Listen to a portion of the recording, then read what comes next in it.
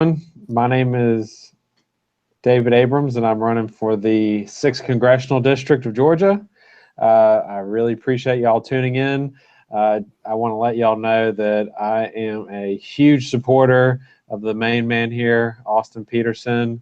I was a big supporter of him in the Libertarian primary, and I continue to be a big supporter to this day. So I'm very grateful for Austin having me on, and so I just want to thank you, Austin. I appreciate that.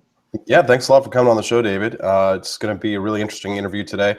You're running for Congress in Georgia's 6th Congressional District in a special election.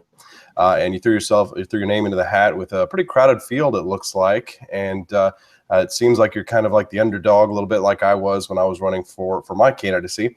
But let me just kind of introduce you real quick, tell my audience a little bit about you. Obviously, you're a big supporter of mine at the convention because we share so many beliefs in common, beliefs in free markets, limited government, the ideas of individual liberty. But just personally, you're a finance guy. So it looks like you studied accounting and finance at the University of Miami, got your master's in accounting. So you're a big numbers guy, and that's a good thing because we definitely need more people who understand numbers in Washington, D.C. But not only are you a numbers guy, you've been a successful accountant, but you've also been a successful entrepreneur. You started your own business converting vehicles to natural gas in the Atlanta area. Your company, Freedom Fueling Solutions, has been a great success, which has given you the opportunity to be able to run for Congress. And it looks like we've got a nice big audience growing, about 30 people filing in right now, and hopefully we'll have a bunch more. So I'm really excited for this. So thanks a lot for coming on the show, David. Well, thank you so much for having me. Great. All right, so let's get right into it. So tell me, why did you decide to run for Congress? Sure. Well, the seat was vacated by Tom Price, who's now the Secretary of Health and Human Services. And I feel like we are at a point in this nation where we have so many challenges that I just cannot sit on the sideline anymore. I think our national debt is just completely unsustainable. I don't think it. I know it. I mean, it's just a matter of math. You mentioned my accounting background and my business background. And so with those two backgrounds, I know the importance of being fiscally sound. That was always, it's amazing to me when I hear politicians talking about we're going to grow our way out of this. That's not how you do it. That's not how you do it. You get your stuff together, you get your finances in order, and then you grow as you're able. When I started my business, I didn't go and rent out a 10,000 square foot facility when I got started and hire a bunch of employees and say I'll grow into it. That's just a recipe for disaster. And also my background in accounting, I know the tax code, I know the complexity. I think complexity is a subsidy, or I think that there's a lot of things that we can do to limit the corruption in Washington that's created by such a complex tax code. I've seen firsthand the regulations and how it destroys small business. I mean, the EPA was the biggest challenge that I had in my business. I mean, I would, like you said, I was running a business converting vehicles to run on a cleaner fuel, and the EPA was my biggest challenge.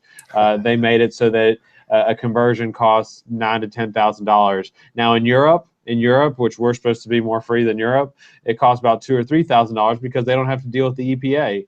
So I've seen the devastating effect. I've lived the devastating effect of regulation on business. I know that we need a simplified tax code. I know we need to get our spending under control. We need a balanced budget. If we don't do these things, then America is going to be in big trouble. And it's up to us. It's our generation that's going to have to do this. And so I'm ready. I'm ready for the challenge. I'm ready for the task, and I'm ready to go to Washington to have a vote, but also to have a voice. But the government is here to help us. That's what the EPA is for. That's what we're paying for. Without government, who would build the roads, David? Come on now, get serious. It's so interesting. So first off, you got this agency that's supposed to be protecting the environment, but what are they really doing? They're actually doing the opposite. They're harming the environment. We were trying to run a business that would help the environment, and they're putting up all these roadblocks. And I'll give you another quick example. So the EPA has these emission standards for diesel trucks that went into effect in 2008, and they were phased in over a number of years. And so what do people do when that happens? They keep their old trucks. They keep their old trucks that are so inefficient and are polluting so much more. It's just complete nonsense. And the regulations that were put on us by the EPA, if I explain them to just any reasonable person, they would say that is the most ridiculous thing I've ever heard. I mean, I won't get into the details because I don't want to bore anyone, but it's just amazing to me. All right, so let's get into the news of the day, the big issue. Now, if you become a congressman this year, then you would be responsible more than likely for the Obamacare repeal if it hasn't gone through by that time, because it looks as if they're having a bit of trouble because the Senate, some members of the Senate are saying that it's dead on arrival when it comes to the Senate, and so the big question is from me to you is, what do you think about the proposed bill that Paul Ryan and House Republicans are trying to jam down our throats? I don't like it. I think that a couple things. I think that they're trying to do it in a way so they can get it through reconciliation. So it's really a half measure. I think that they're wanting to add a new entitlement with these tax credits. I think it's half baked. And I think there's a lot of things that can be done. I think we need more competition with drug prices. You can't buy drugs from other countries. I mean, we need free trade. We have free trade. We need free trade in the drug industry. I think there should be competition, interstate competition. But something that really bothers me about this whole discussion is that when you hear Paul Ryan say that this is the best we can do because it won't pass the Senate. So when I started my business, everyone told me I was crazy. David, you can't do this. I was an accountant and I wanted to start a business that I had never worked in. The industry barely existed. I had the technology was still very new, and everyone told me I was crazy. And so I said, no, this is what I want to do. I think it'd be a better approach for the Republicans to put together a bill and say, this is what we want to do, and not play these political games that it can't happen unless we do it this way. I don't like can'ts. I don't like we can't get this done. So I would have rather seen, these are just half measures they have to do because of reconciliation. Put forth the best bill that you can, and then let's talk about it. Let's have an open debate and dialogue. I mean, these half measures, it doesn't do anyone any good. No one's happy with it. I'm opposed to it. I think we need real reform, and I just think it's being handled very poorly. All right, good to know. All right, so healthcare, obviously a big deal in the news right now, but another big issue that's been in the news right now is the fact that we've committed boots on the ground actually now in Syria, where we've moved from sort of having a drone strike style with just intelligence on the ground in Syria. We're now actually moving to a much more kinetic type of warfare in the Middle East. What's your opinion in general? I mean, in terms of national defense in regards to ISIS. I mean, do you think that the president is within his powers? Is he acting within his powers in terms of national defense? I mean, would you like to see maybe these things handled a bit differently? What are your thoughts? As you know, the Congress has the constitutional authority to declare war. In the way our government is working now, there has been in my opinion, way too much authority put in the hands of the executive of the president. I do think that that is one of the main functions. The president is the commander in chief. But that being said, we have to understand that this is a battle of ideas. We cannot. I mean, this has been a struggle that has been going on for thousands of years. If Alexander the Great saw what was happening today, he would not be surprised. There needs to be an enlightenment in the Muslim world, and that really cannot come from us. I mean, that has to come from within. And I think there's too much focus on boots on the ground and tanks and ships and planes. And don't get me wrong, I'm a big proponent of a strong national defense. I do think that we should have the strongest military in the world. But in terms of dealing with this problem, there's not enough talking about the war of ideas and actually trying to see if we can encourage the moderate forces in the Muslim world to have this renaissance like that we've had in the West, and bring them into modernity, bring them into the 21st century. So I think there needs to be more focus on that, and that doesn't involve lots of boots on the ground. Yeah, one of the biggest issues that I've had with liberals and even some libertarians is that there seems to be a willingness to try and sympathize with the terrorists and in some respects, and I say that knowing that that's fairly controversial, but I have absolutely zero sympathy for people who behead 100 people at a time. I've seen the videos that come out of the Middle East of ISIS beheading people, shooting kids in the back of the head, or even I saw a video once of ISIS terrorists where they were training kids using live prisoners in a maze, where they were having the kids going around and executing the prisoners, teaching them these war tactics. So this type of barbarism absolutely must be responded to in some way. But it seems like there's a willingness for some to make exceptions, or to say, oh well, there's kind of like a blame America first group of people that's like, oh well, if it wasn't for the United States, ISIS wouldn't exist. And that to me smacks of a little bit of finger pointing in the wrong direction, because ISIS, Wahhabist Islam, would have existed without the United States' influence, right? So like some of these forms of radical terrorism, they do absolutely have to be resisted with force of arms. But then when it comes to the moderate Muslims that are out there, of which there definitely are some, Ayaan Hirsi Ali, perfect example of a moderate Muslim, or I guess she's a secularist.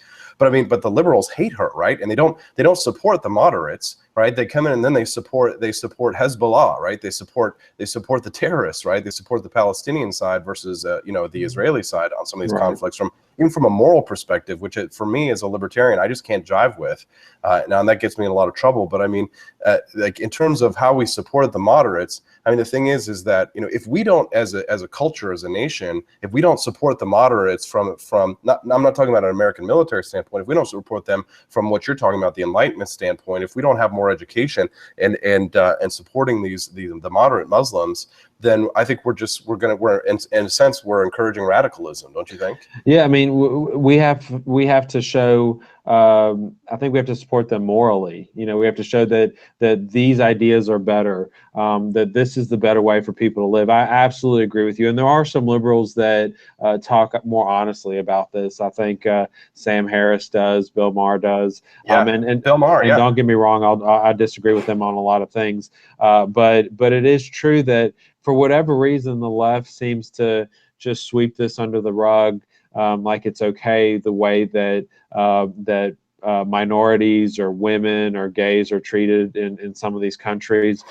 They would never tolerate that in the United States. And what would be the response if Jews started acting that way, or if Mormons started acting that way? There'd be complete outrage. But for some reason, because it's happening in the Muslim world, a lot of the left stays quiet or accuses people of Islamophobia. No, we need to talk about. You would think that liberals would be the first ones to want to fight against this barbarism and this treatment of different people in these countries. If you're gay in certain Muslim countries, you can be killed for it. Why is that acceptable? And like I said, we got first world problems here with the liberals in the United States, or they're apologists for it. They're like, oh no, that doesn't happen. It's like they want to shove it over. It's just kind of amazing because in the United States, like the biggest problems that they have are things like the liberals complain about are things like manspreading and other things that you see on BuzzFeed. But you can't be a feminist in Saudi Arabia. You know what I mean? Right. So. But I want to talk about another issue, Sure. which related to Islamic terrorism, because one of the reasons I think that Donald Trump won the presidency is because people feared security on our southern border. And they worry about not just Mexican immigration, but they worry about the threats of terrorism. And the Constitution does give the federal government the authority to maintain border security. But what do you think about the proposal to spend 75, who knows, 75 billion, I think, is a conservative estimate. What do you think about the proposal to build a concrete wall on our southern border? Do you think that that's going to help our national security? Do you think that's in our best interest? Well, I do think that we have a right to secure our border. We are a sovereign nation. But that being said, I think it's a much more nuanced issue than just building a wall across the entire southern border. I think that there's certain parts that have physical barriers, that have geographical barriers. I think in some areas a fence would be better. So the idea of just building a wall across the whole border seems to me to be very expensive and unnecessary. Some areas may need a wall, but I think that. We need to just have people of goodwill, people that understand this issue, come together and figure out what would be the best way to achieve our goals. And really, a lot of it actually is going to depend on technology, seismic technology, drones. So I think that there's more effective ways to do it than to just build a very expensive wall. And to be quite honest, even Donald Trump has said recently that it's not going to be a wall across the whole border. I think reasonable people understand that that's just not going to happen. Well, what do you think about like the threat of the of Mexicans taking our jobs? I mean, are you concerned about the depression on wages that occurs from the massive migration patterns across the southern border? Well, I do think that there are a lot of jobs that Americans don't want to do. I can tell you from my time in business that it was very hard to hire technicians. There's certain fields that Americans just don't want to go into. So that's one thing. But we also have to understand that there is in a lot of parts of this country there is economic despair. We see it a lot in rural America. We see it a lot in cities. And so we have to acknowledge this. And I think the best solution would be to help those people achieve success. And so part of it, the government can't do everything. Like I've said before, I want to go to Washington not just to have a vote, but also to have a voice. I want to share my message because when I was successful in my business, there was no one else to turn to. It would have been so easy to give up. I mean, when I hired my first employee, I moved out of my apartment literally by myself in my pickup truck. I moved in with my cousins. When I went to the grocery store, I bought ketchup instead of mayonnaise because it was half the price. Pickles were a luxury I couldn't afford.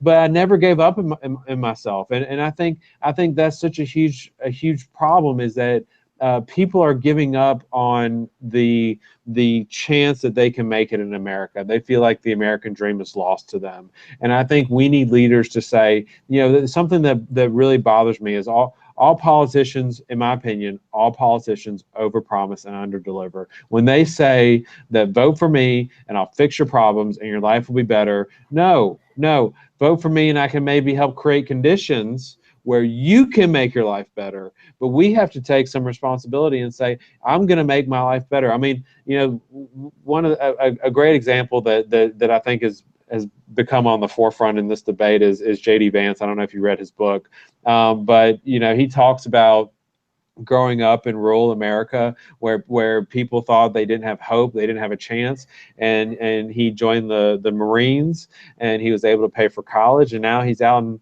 San Francisco working for some, I don't know, investment fund or something. But it was that mentality. It was the lack of social capital. It was a mentality that I can't make it. And so we need leaders to say, yes, you can make it. This still is a great country. There still is opportunity. Don't give up on yourself. Don't give up on being able to achieve the American dream. So that would be.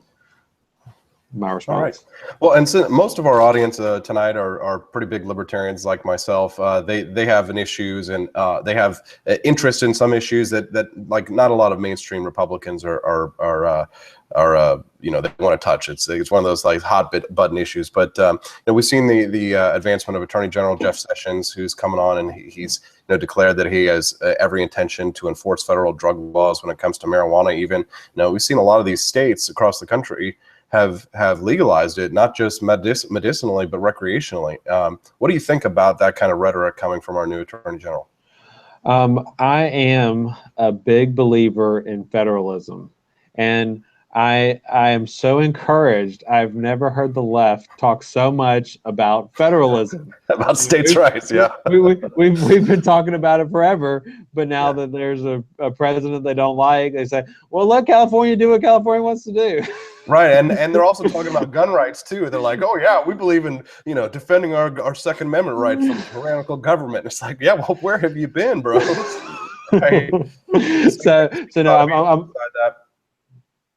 I was just going to say I'm a big believer in federalism. I think states should be able to do what they want to do, and to add to that, I think and this is one of the reasons I wanted to run, because I think that there's so much hyper partisanship in Washington that the only way we're going to solve these serious problems like the debt is if people come together and we come up with some broad based consensus solutions to solving the problem. The hyperpartisanship has just gone nuts. I mean, the divides are deeper and wider. And I talk to people now, and it's just, I feel like I'm on a different planet than some people. And so I think if we went back to the Constitution, when you are in doubt, when you have lost your way, go back to the Constitution, and that will be your guide. The 9th and 10th Amendment. Let's leave as much as we can to the states, because guess what? That way, we can take that off the plate in Washington. So when it comes to legalizing marijuana, each state can fight it out, and guess what? You have better access to your state legislator. You have better access to your governor. You have better access to people that are in government in state and local levels. So I think as much as we can bring back to the states and to localities, the better. What's your opinion on the federal income tax? The federal income tax. Well, first off, I got a lot of opinions. Where to start? First off, I think, as I said before, it's way too complex. Complexity is a subsidy. It breeds corruption. As an accountant, I remember learning that there's some tax credit that it's the same expense, but chicken farmers get it and cow farmers don't, because I guess the chicken lobby, paid off enough people. So I think having such a complex tax code leads to corruption. It needs to be simplified so people can understand it. I think the first thing that I would do, I mean, we have so many problems, we kind of have to prioritize them. I think the first thing I would do, besides simplifying the tax code, so I guess maybe the second thing would be reducing the corporate income tax rate. And I'll tell you why that's important for a couple reasons. I'll try not to get all CPA on it, but I think first off, it'll help make America more competitive.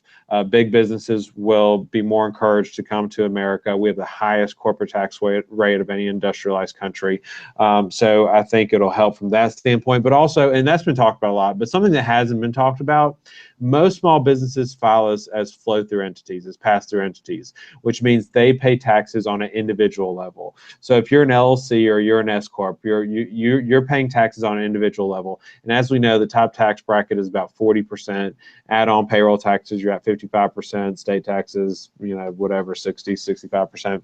So if we lowered the corporate income tax rate, here's what would happen. You would have small businesses start filing as C corps, and when you file as a C corp, your profits are taxed at a lower 20 or 25%, whatever, however low we can get it.